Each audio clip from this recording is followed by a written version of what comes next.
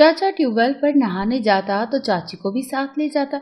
चाची वापस आकर कहती ठंडे पानी से नहाकर बहुत मजा आया। मैं साथ जाने का कहती तो चच्ची डांट देती। एक रोज चच्ची को कमरे में बुलाकर नींद की गोली खिला दी, खुद चच्ची के कपड़े पहनकर चल पड़ी। मगर जैसे ही खाल में छलांग लगाई मेरे तो होश उड़ गए, क्योंकि चचा भी कभी कभी मैं सोचती हूँ कि इंसान के अपने जब उसे धोखा देते हैं तो वो कैसे जिंदा रहता है, उसकी क्या हालत होती है। क्या फिर से वो किसी पर भरोसा कर सकता है? और क्या अपने ही सगे रिश्तों को धोखा अच्छी बात है? हजारों सवाल मेरे जहन में थे, लेकिन जेल की इस काल कोठरी में बंद मैं कुछ कर नहीं सकती थी। मेरे सोचने समझने की सलाहियत खत्म हो चुकी थी, मेरा दिमाग माउफ हो चुका था, और तो और मैं रो भी नहीं सकती थी। मेरे आंसू खुश्क हो चुके थे। मुझ पर कत्ल का इल्जाम लगा था, जो जल्द या बदेर सच साबित ही होने वाला था, क्योंकि अपनी सच्चाई साबित करने के लिए मेरे पास कोई सबूत ही नहीं था। या अल्लाह मेरी मदद कर।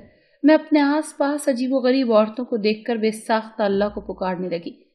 यहाँ जाने कितनी औरतें मुजरिम थी और कितनी बेगुनाह मैं नहीं जानती थी। अलबत्ता इस काल कोठरी में बंद रह रहकर वो सब नफ्सियाती मरीजा जरूर बन चुकी थी। जैसे ही मुझे कोठरी में लाया गया, वो मुझे देखकर कहकहे लगाने लगी, जैसे मेरी बेबसी पर हंस रही हूँ, जैसे मैं उनके लिए कोई खिलौना हूँ। मैं डर गई थी, खौफजदा हो गई थी। जब एक औरत ने आगे बढ़कर मेरे बाल खींचे, मैं मुसलसल चीख रही थी, लेकिन मेरे सुनने वाला कोई नहीं था, कोई मेरी पुकार पर नहीं आया था। शायद ये यहाँ रोज का मामूल था, शायद यहाँ ऐसा ही होता था, और पुलिस वाले इसके आदी हो चुके थे। वैसे ही हमारे मुल्क की पुलिस मुजरिमों से नफरत करती है। उनके नजदीक मुजरिम इंसान नहीं होते। बेगुनाह मुलजिमों को भी इतना ही टॉर्चर किया जाता है कि वो मुजरिम ना होते हुए भी मुजरिम बन जाते हैं। अभी भी वो पागल औरत मेरे बाल खींच रही थी। मुझे एकदम तैश आया और मैंने एक जन्नाटेदार थप्पड़ उसके मुंह पर दे मारा। ये देखते ही बाकी औरतें जो हाथ उठा उठा कर तालियां बजा रही थी, उसके दांत दे रही थी, सब खामोश हो गई। एक गहरी खामोशी छा गई। वो औरत जिसके हाथ में मेरे बाल थे, उसने मेरे बाल छोड़ दिए और दूर जाकर बैठ गई। मैंने खा जाने वाली नजरों से सबका घूरा। मेरी आंखें तो पहले ही रोने की वजह से सर हो चुकी थी। मेरे घूरने पर वो सब मेरी वहशत ज़दा आंखों से डर गई, और फिर किसी ने मेरी तरफ आंख उठाकर भी नहीं देखा। लेकिन जैसे जैसे वक्त गुजर रहा था, मेरी बेचैनी और मेरी तकलीफ बढ़ती जा रही थी। मेरा दिल डूब रहा था। मैंने अक्सर सुना था कि जेल में औरतों के साथ बुरा होता है। मैं तो फिर भी अभी 21 साल की थी, और मैंने यहाँ पर अजीबोगरीब पुलिस वालों को भी देखा था। मेरा नन्हा सा दिल डर रहा था। मैं बस दुआएं मांग रही थी और उस दिन पर अफसोस कर रही थी जब मैं शहर से गांव आई थी। काश मैं यहाँ ना आती तो आज इस जिल्लत से बच जाती। आंसू मेरी आंखों से रवां थे, मेरा वजूद अब कांप रहा था। मैंने आंखें बंद की और माजी की भूल भुलैयों में खो गई। मेरा नाम सुंदस है और मैं शहर में रहती हूँ। मेरा एक छोटा भाई है, जबकि अम्मी अब्बू दोनों मुझसे बेपनाह मोहब्बत करते हैं। ये उस वक्त की बात है जब मैं 20 साल की थी। मेरा ग्रेजुएशन मुकम्मल होते ही घर वालों ने मेरा रिश्ता पक्का कर दिया। कुछ ही दिनों के बाद मेरी शादी होने वाली थी। मेरा होने वाला शौहर मेरा क्लास फेलो ही था। हम दोनों एक दूसरे से बेपनाह मोहब्बत करते थे। शादी में बस एक हफ्ता रह गया था। मैं बहुत खुश थी कि मेरा होने वाला शौहर मुझ पर जान देता था, और मैं भी उससे बेपनाह मोहब्बत करती थी। सब बहुत खुश थे, और कभी कभी मैं डर भी जाती थी कि कहीं मेरी खुशियों को नजर ही न लग जाए। लेकिन कुछ खुशियां दायमी नहीं होती। जितने भी सदक़े दे लो, जितनी भी दुआएं कर लो, इंसान से उसका सब कुछ छिन ही जाता है। मेहंदी वाली रात मेरे होने वाले शौहर ने कहा कि मैं तुमसे बेपनाह मोहब्बत करता हूँ सुंदस, मैं मरने के बाद भी तुम्हें चाहता रहूंगा।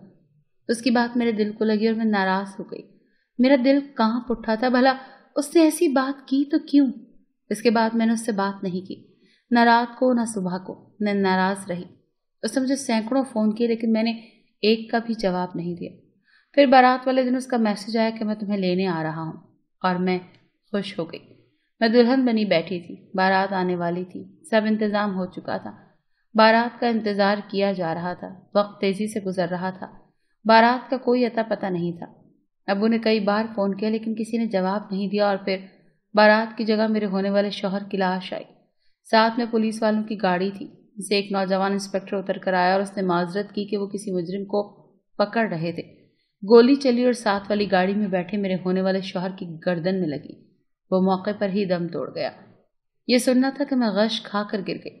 ہوش آیا تو سب کچھ لٹ چکا تھا۔ میرے جان سے پیارے محبوب کو دفنا دیا گیا تھا۔ میں 3 دن بے ہوش رہی۔ میں اتنا روئی کہ دیکھنے والوں کے دل پھٹ پڑے۔ اس دن سے مجھے پولیس والوں سے نفرت ہو گئی تھی۔ میں پل پل مر رہی تھی۔ میں تو اس سے ناراض تھی اور مجھے منانے کے بجائے وہ خود ناراض ہو گیا تھا۔ کیوں کیا تھا اس نے ایسا؟ میں ہوش میں آتی، چلاتی اور بے ہوش ہو جاتی۔ 2 ماہ میری یہی حالت رہی اور پھر آخرکار اللہ نے مجھے صبر دے ہی دیا۔ میری آنکھیں خشک ہو چکی تھی لیکن دل پل پل روتا تھا۔ میں نے اپنا سب کچھ کھو دیا تھا اور پھر میں کمرے میں بند ہو کر رہ گئی۔ اس کی باتیں، اس کی یادیں میرا پیچھا نہیں چھوڑتی تھی۔ وقت یوں ہی گزرتا گیا اور پھر اپنا ذہن کہیں اور لگانے کے لیے میں یونیورسٹی میں داخلہ لے چکی تھی۔ یہ گھر والوں نے زبردستی دلوایا تھا۔ میں روز آنے جانے لگی۔ پھر مجھے دھیرے دھیرے احساس ہوا کہ روز پولیس کی ایک گاڑی میرا پیچھا کرتی ہے۔ میں یونیورسٹی جاتی ہوں تو وہ میرے پیچھے ہوتی ہے، واپس آتی ہوں تو میرے پیچھے ہوتی ہے۔ میں خوفزدہ ہو جاتی۔ ان پولیس والوں نے میری محبت کو مجھ سے چھینا تھا۔ اور پھر ایک دن میں یونیورسٹی پہنچ کر دیکھا تو پولیس کی وہی جیپ کچھ فاصلے پر کھڑی تھی۔ میں خود پر ضبط کرتی جیپ کے پاس گئی۔ جیپ سے ایک لڑکا نکل کر باہر آیا۔ اس نے پولیس کا یونیفارم پہن رکھا تھا۔ میں اسے پہچان گئی تھی۔ یہ وہی شخص تھا جس نے مجھے میرے ہونے والے شوہر کی موت کی خبر دی تھی۔ وہ مجھے دیکھتے ہی کچھ نروس سا ہو گیا۔ میں نے غصے سے کہا، ایک پولیس والا ہو کر تمہیں شرم نہیں آتی میرا پیچھا کرتے ہوئے؟ اس پر اس نے جواب دیا۔ وہ سن کر میرے ہوش اڑ گئے۔ اس نے کہا، کئی دنوں سے آپ سے کچھ کہنے کی کوشش کر رہا ہوں لیکن ہمت نہیں ہو پاتی۔ میں آپ سے شادی کرنا چاہتا ہوں۔ میرا دماغ تو بھگ سے اڑ گیا۔ دل کیا کہ کوئی چیز اٹھا کر اس کے سر میں دے ماروں، لیکن میں ضبط کرتی چلی گئی۔ لیکن پھر یہ سلسلہ رکا نہیں۔ اس نے گھر رشتہ بھجوایا۔ میں نے انکار کر دیا۔ اس نے کہا، میں انتظار کر لوں گا لیکن شادی تم سے ہی کروں گا۔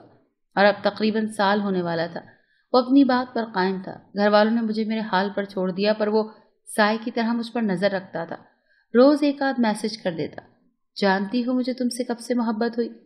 جب تمہیں پہلی بار دیکھا تھا۔ تم دلہن بنی خوبصورت لگ رہی تھی۔ اور پھر بے ہوش ہو جانا۔ میں کبھی نہیں بھول سکتا۔ مجھے ایک موقع دے دو، میں تمہارے سارے غم بھلا دوں گا۔ لیکن مجھے وہ شخص زہر لگتا تھا۔ میں اس کی کسی بات کا جواب نہیں دیتی تھی۔ یونیورسٹی سے چھٹیاں ہوئی تو میں دادا دادی سے ملنے گاؤں آ گئی۔ میرا دل بہت اداس ہو رہا تھا۔ میرے منگیتر کو مرے 1 سال ہونے والا تھا اور اس کی برسی پر میں کسی کا سامنا نہیں کرنا چاہتی تھی۔ گاؤں کا ماحول اچھا تھا۔ چچا اچھے تھے، البتہ چچی تھوڑی نکچڑی سی تھی۔ پہلے تو اس نے مجھ سے بات نہیں کی کیونکہ چچا کی نئی شادی ہوئی تھی۔ پھر وہ مجھ سے بے تکلف سی ہو گئی۔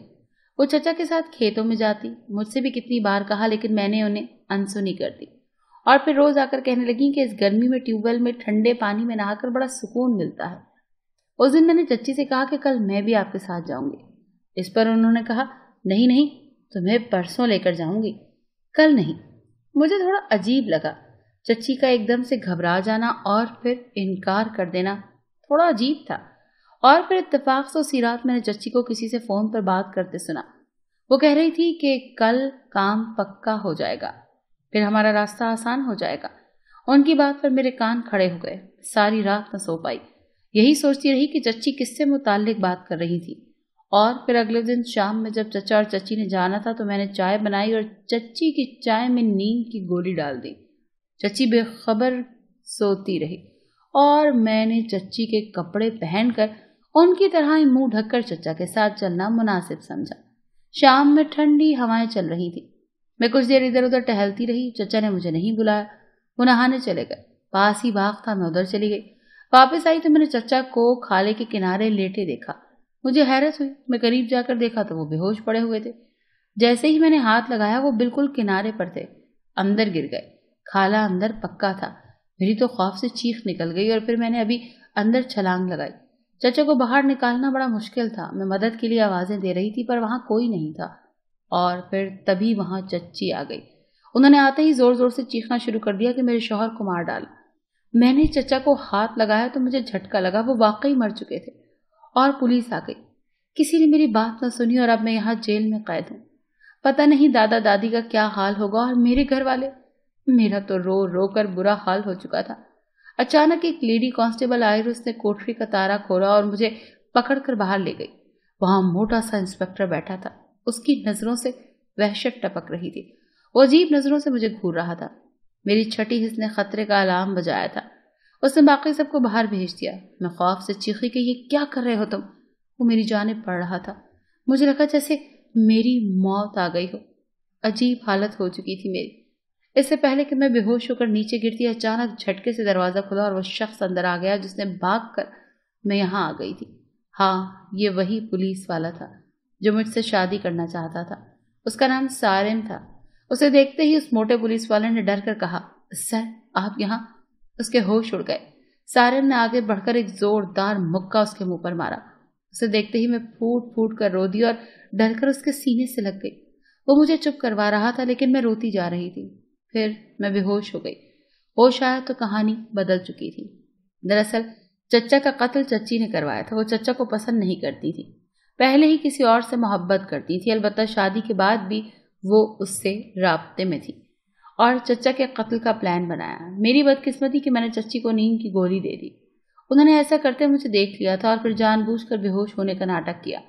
جب میں باغ میں گھوم رہی تھی اس وقت چچی نے اپنے عاشق کے ساتھ مل کر چچا کو مار ڈالا اور الزام مجھ پر لگا دیا۔ چچی کے پاس ثبوت تھا کہ میں نے انہیں نیند کی گولی دی تھی۔ اس نے پولیس والوں کو یہی کہا کہ میں ان دونوں میاں بیوی کو مارنا چاہتی ہوں۔ پولیس والوں کو رشوت دی گئی تھی۔ اب تک میں اپنا سب کچھ ہار چکی تھی۔ اگر سارم وہاں نہ ہوتا، وہ کام کے سلسلے میں شہر سے باہر گیا تھا، واپس آیا تو اسے خبر ملی تھی، وہ سیدھا تھانے پہنچ گیا اور اس نے مجھے بچا لیا۔ چچی نے سب کچھ اگل دیا، وہ گرفتار ہو چکی تھی۔ میں یہ سب سن کر رو دی۔ اگر آج سارم نہ ہوتا تو اس سے آگے میں سوچ ہی نہ پائی۔ دیکھو سندس، سب پولیس والے برے نہیں ہوتے اور مرنے والوں کے ساتھ مرا نہیں جاتا، ہمیں جینا پڑتا ہے ہر حال میں۔ میں تم سے بہت محبت کرتا ہوں اور یقین کرو مرتے دم تک کرتا رہوں گا۔ اس کی آخری بات پر میں نے تڑپ کر اس کی جانب دیکھا تھا۔ ایسی ہی بات میرے منگیتر نے کی تھی، میری جان ہی نکل گئی تھی۔ میں نے تڑپ کر اس کے ہونٹوں پر ہاتھ رکھ دیا۔ سب سے پہلے تو معافی مانگتا ہوں کہ میں تم پر نظر نہیں رکھ پایا، اور دوسری بات وعدہ کرتا ہوں کہ ہمیشہ تمہاری ہر قدم پر حفاظت کروں گا۔ بس مجھے تمہارا ساتھ چاہیے۔ اس کی آنکھوں میں نمی تھی اور میرا دل آج باغی ہو گیا تھا۔ اس کی باتوں پر ایمان لے آیا تھا۔ میں نے مسکرا کر اس کا ہاتھ تھام لیا۔ اب جو بھی تھا، مجھے سارم کے ساتھ ہی خوش رہنا تھا اور یہی میری قسمت تھی۔